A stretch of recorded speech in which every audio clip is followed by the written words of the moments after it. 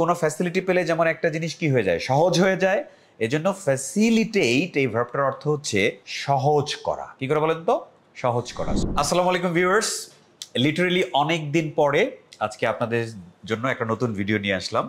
আজকের এই ভিডিওতে আমি আপনাদেরকে শেখাবো গুনে গুনে 10টা ভার্বস, যেই 10টা ভার্বস আইএলসে 7, 7.5, 8 এমনকি 9-এ 9 পেতেও আপনাদেরকে সাহায্য করবে, স্পেশালি স্পিকিং এবং রাইটিং টেস্টিং।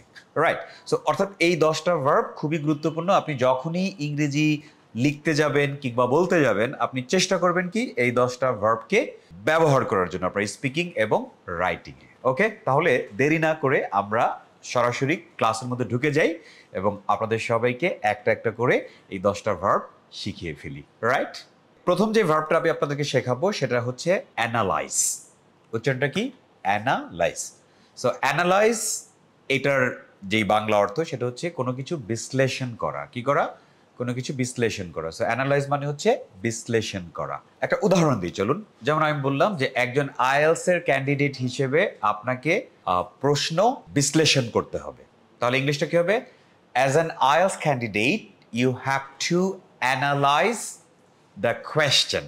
অর্থাৎ একজন আইএলস এর ক্যান্ডিডেট হিসেবে আপনাকে প্রশ্ন বিশ্লেষণ করতে হবে। সো এভাবে অ্যানালাইজ মানে হচ্ছে কি? বিশ্লেষণ করা। আজকে থেকে মনে রাখবেন, আপনি স্পিকিং টেস্টে বসেন অথবা রাইটিং করেন, আপনি অ্যানালাইজ শব্দটা সবসময় একবার হলেও ব্যবহার করার চেষ্টা করবেন। রাইট, নেক্সট এই ওয়ার্ডটা আমরা করব ইভ্যালুয়েট। কি বলেন তো? ইভ্যালুয়েট। এখন এই ইভ্যালুয়েট এটা কিন্তু ইভ্যালুয়েশন থেকে আসছে। রাইট, সো এই ইভ্যালুয়েট মানে হইল মূল্যায়ন করা। কি করা? মূল্যায়ন করা। It's a verb and very important verb. You have to use both in speaking and in writing while you are in the IELTS test. যেমন আমি বললাম, as an IELTS candidate you have to evaluate both advantages and disadvantages. তার মানে কি, একজন IELTS এর candidate হিসেবে আপনাকে সুবিধা এবং অসুবিধা এগুলোকে কি করতে হবে? মূল্যায়ন করতে হবে। সো ইভালুয়েট যে ওয়ার্ডটা, এটার মানে হচ্ছে মূল্যায়ন করা। তো আজকে থেকে মনে রাখবেন, it's a very valuable word and you have to use evaluate while you are in the speaking test as well as you are writing an essay. Okay, always you have got to use it. Next যে ওয়ার্ডটা আমরা শিখবো এটা হচ্ছে কি? establish. উচ্চারণটা কি? Yes, establish. establish মানে কি? আমরা জানি যে establish মানে হচ্ছে প্রতিষ্ঠা করা, অর্থাৎ কোনো কিছু তৈরি করা সোজা কথায়। So this is another important verb that an IELTS examiner always is looking from you. তো এখন যেটা আমাদের করতে হবে সেটা হচ্ছে এটাকে আমরা কিভাবে ব্যবহার করব? establish। চলেন একটা এক্সাম্পল দেই, সেই এক্সাম্পলের মতো করে আপনিও স্পিকিং এবং রাইটিং টেস্টে এটা ব্যবহার করবেন। যেমন আমরা বললাম, the government is planning to establish new regulations. তার মানে কি? সরকার নতুন রেগুলেশন প্রতিষ্ঠা করার বা তৈরি করার প্ল্যান বা পরিকল্পনা করছে। রাইট, সো এই যে ওয়ার্ডটা এস্টাবলিশ, এটাকে ভার্ব হিসেবে আপনি যদি স্পিকিং এবং রাইটিংয়ে ব্যবহার করেন তাহলে আপনার ব্যান্ড স্কোরটা কি? বেড়ে যাবে। সো সবসময় মনে রাখবেন, establish is a very very important word, I mean verb that you need to use to higher your band score. The next verb is called illustrate. কি বলেন তো? ইলাস্ট্রেট। ইলাস্ট্রেট এটার অর্থ কি? ইলাস্ট্রেট মানে হচ্ছে কোনো কিছুকে দেখানো বা আমরা বলি প্রদর্শন করা। ওকে, সো এটাকে আপনি কিভাবে আইএলটিএস ব্যবহার করতে পারেন? যেমন আমি বললাম, this picture illustrates everything clearly. তার মানে কি? এই ছবিটা সবকিছু স্পষ্টভাবে কি করছে? প্রদর্শন করছে বা দেখাচ্ছে। তাহলে মনে রাখতে হবে, ইলাস্ট্রেট এই শব্দের অর্থ হচ্ছে কি? কোনো কিছু দেখানো বা প্রদর্শন করা।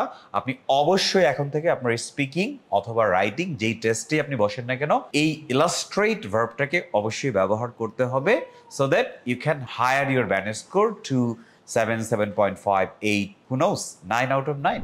The next verb that we're going to learn is emphasize. কি বলেন তো? উচ্চারণটা খেয়াল করেন, emphasize.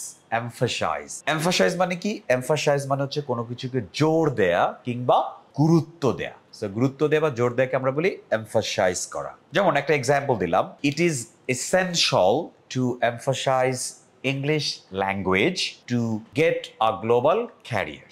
তার মানে কি, গ্লোবাল আন্তর্জাতিক ক্যারিয়ার পেতে হলে আমাদের কি করতে হবে, ইংরেজির ভাষার প্রতি গুরুত্ব দেয়াটা, জোর দেয়াটা খুবই অত্যাবশ্যকীয়।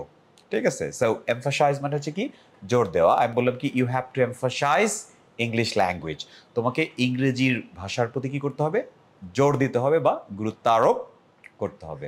সো আমরা শিখে ফেললাম কি emphasise is a very very important verb and you have to use it to higher your band score once again. The next verb that we are going to learn is influence. কি বলেন তো? Yes, influence. Influence মানে কি? Influence একটা verb, এটার মানে হচ্ছে প্রভাব বিস্তার করা, প্রভাব তৈরি করা, যাই বলেন, হ্যাঁ, অর্থাৎ প্রভাব ফেলা। যেমন একটা এক্সাম্পল দেই, আমরা বললাম কি যে media can significantly influence public opinion. তার মানে কি, যে মিডিয়াগুলো আছে সেগুলো কি করতে পারে, মানুষের মতামতকে ব্যাপকভাবে প্রভাবিত করতে পারে, রাইট? সো আপনি যদি আপনার স্পিকিং বা রাইটিং এ এই যে ভার্বটা ইনফ্লুয়েন্স ব্যবহার করেন, তাহলে আপনার ব্যান্ড স্কোরটা বেড়ে যাবে। নেক্সট যে ভার্বটা আমরা শিখবো এটা হচ্ছে justify. And justify is a very good verb, amazing verb. Once you start using justify in your speaking test or writing test, you will enhance your band score, right? So justify মানে কি? Justify মানে হচ্ছে কোনো কিছুকে যুক্তিসঙ্গত করা, কিংবা আমরা বলতে পারি কোনো কিছুকে আসলে সঠিক করা, এটাকে বলা হয় জাস্টিফাই। যুক্তিসঙ্গত করাটাই বেশি অ্যাপ্রোপ্রিয়েট মিনিং। ওকে, সো এটাকে আমরা কিভাবে এক্সাম্পলিফাই করতে পারি? যেমন আমি বললাম you have to justify your opinion, তোমার মতামতকে যুক্তিসঙ্গত করতে হবে। আর মজার ব্যাপার হচ্ছে জাস্টিফাইকে আপনি এরকমই বাংলা অর্থ ধরে নেন, জাস্টিফাই করা। The next verb that we are going to learn is called very very important and is called implement. কি বলেন তো? Yes, implement. ইমপ্লিমেন্টের বাংলা হচ্ছে বাস্তবায়ন করা। It's a very amazing verb, you have to use it in your IELTS. So implement মানে বাস্তবায়ন করা। যেমন আমি বললাম কি যে সরকারের উচিত আইনগুলোকে বাস্তবায়ন করা, তাহলে কি হবে? The government should implement the laws, অর্থাৎ গভর্নমেন্টের উচিত কি, সরকারের উচিত আইনগুলোকে বাস্তবায়ন করা। সো এটা হচ্ছে কোনো কিছুকে ইমপ্লিমেন্ট করা মানে হচ্ছে কোনো কিছুকে বাস্তবায়ন করা, রাইট? সো ইমপ্লিমেন্ট মানে বাস্তবায়ন করা।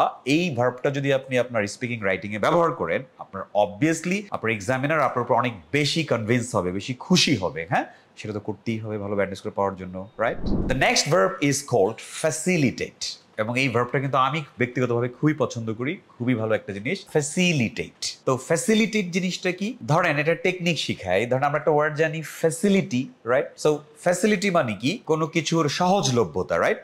কোনো কিছু সহজে পাওয়া গেলে এটাকে আমরা বলি কি, ফ্যাসিলিটি। ওই ফ্যাসিলিটি থেকেই যদি আমরা ধরে নেই যে ফ্যাসিলিটেট এই ভার্বটা এসেছে, তাহলে কোনো ফ্যাসিলিটি পেলে যেমন একটা জিনিস কি হয়ে যায়, সহজ হয়ে যায়।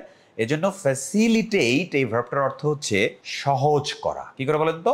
সহজ করা। So facilitate it's a verb, এটার অর্থ হচ্ছে কি কোনো কিছুকে সহজ করা। যেমন আমি বললাম my videos are facilitating IELTS, তার মানে কি আমার ভিডিওগুলো আইএলসকে সহজ করছে। বুঝা গেল? Facilitate it's a very very important verb and you must use it in your conversation and in your speaking test as well as in writing, and this is a very very important verb, you must use it. The next word আমরা যেটা শিখব এটা হচ্ছে acknowledge। কি বলেন তো? yes, acknowledge। acknowledge মানে হচ্ছে স্বীকার করা। কি করা বলেন তো? স্বীকার করা। সো আপনি যদি কোনো কিছুকে স্বীকার করেন, ইট মিনস আপনি ওটাকে অ্যাকনলেজ করলেন। এখন এই অ্যাকনলেজ একটা খুবই গুরুত্বপূর্ণ ভার্ব। এখন এটাকে আমরা কিভাবে ব্যবহার করব খেয়াল করেন। যেমন বললাম we have to acknowledge that fast food is bad for children. তার মানে কি আমাদেরকে স্বীকার করতে হবে যে শিশুদের স্বাস্থ্যের জন্য ফাস্ট ফুড খারাপ। সো ডিয়ার ভিউয়ার্স, সি আমরা আজকের এই ভিডিওতে অলরেডি 10টা ভার্ব কিন্তু শিখে ফেললাম। এবং এই যে আপনারা বলেন না যে আইএলসে ভোকাবুলারি অনেক অনেক ভোকাবুলারি মুখস্থ করতে হয়, শিখতে হয়, এত কিছু লাগে না। এই যে 10টা ভার্ব শিখিয়ে দিলাম, এখন থেকে আপনার স্পিকিং এর জন্য, আইএলসের স্পিকিং মডিউলের জন্য, আইএলসের স্পিকিং মডিউলে এবং আইএলসের রাইটিং মডিউলে এই 10টা ভার্ব আপনি সবসময় কি করবেন, ব্যবহার করার চেষ্টা করবেন। আর টার্গেটই রাখবেন যে যাই লিখেন এই 10টা ভার্ব থেকে অ্যাটলিস্ট যেন 4-5টা ভার্ব আমার সবসময় রাইটিং এর মধ্যে চলে আসে।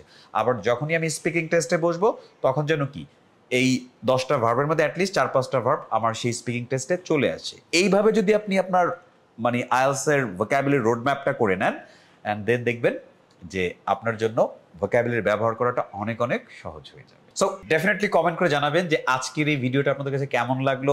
পরবর্তীতে আমি কি আবার আরো আজকে ভার্ব শিখাইলাম 10টা আইএলসের যেগুলো ব্যান্ড স্কোর বাড়ায় দেবে এমন 10টা অ্যাডজেক্টিভ নিয়ে নেক্সট ভিডিও আমি করব কিনা একটু কমেন্ট করে জানাবেন। আমার যেই চ্যানেল আইএলস গুরু নির্ঝর, ডেফিনেটলি আপনারা কি করবেন, এই চ্যানেলটাকে সাবস্ক্রাইব করবেন, বেশি বেশি ভিডিও এখান থেকে দেখবেন। তো আমি একটু ইরেগুলার ছিলাম কিছুদিন, এখন থেকে প্রত্যেক সপ্তাহে ইনশাল্লাহ 2 থেকে 3টা করে ভিডিও আপনারা পেতেই থাকবেন on IELTS and on English language, so that you can improve your, not only improve your IELTS but also improve your overall English language. See you in the next video. Until then, just keep watching every video that I always publish, and like korte, comment korte definitely bhulben na.